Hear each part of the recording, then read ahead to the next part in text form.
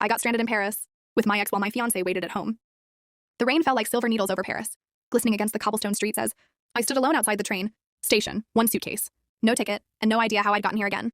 I had promised myself I'd never see him again, but there I was, stranded in the city of love, beside the man who broke my heart, while my fiancé waited for me back home. It was supposed to be harmless. A closure trip, I called it. My ex, Julian, had begged me to come, said he needed to return my things, that he'd already booked the tickets. And somehow my curiosity and nostalgia won over my logic. Paris in the fall was beautiful. The crisp air, golden leaves swirling down the Seine, the smell of coffee and butter. At first, it was easy to pretend we were just two friends revisiting old memories. He made me laugh again. He remembered how I liked my croissants, warm, not toasted. And when the evening lights turned the Eiffel Tower into gold, he whispered, "You've never stopped looking like this city, or impossible to forget." I hated that my heart still reacted. My fiancé, Aaron, had texted me earlier that night, "Call me before bed. I miss you."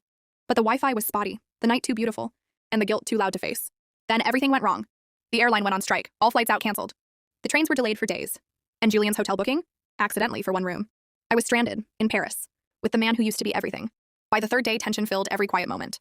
He still looked at me the same, like I was unfinished business. But guilt started to crush my chest. When my phone finally buzzed back to life, Aaron's message came through. A photo of the engagement, ring on our table, and a single line. "You said this trip would bring closure. Has it?" My throat tightened. Julian tried to reach for my hand, but I pulled away. I realized this wasn't closure. It was temptation. A test I was failing. "I loved you," I whispered, tears mixing with the Paris rain. "But I'm not yours anymore." I booked the first bus out, 12 hours to Amsterdam, then a connecting flight home. As I boarded, the Eiffel Tower gleamed in the distance, fading in the morning fog, a reminder of the mistake I wouldn't make twice. Some trips change your life. Others remind you who you don't want to be again. For me, Paris was both.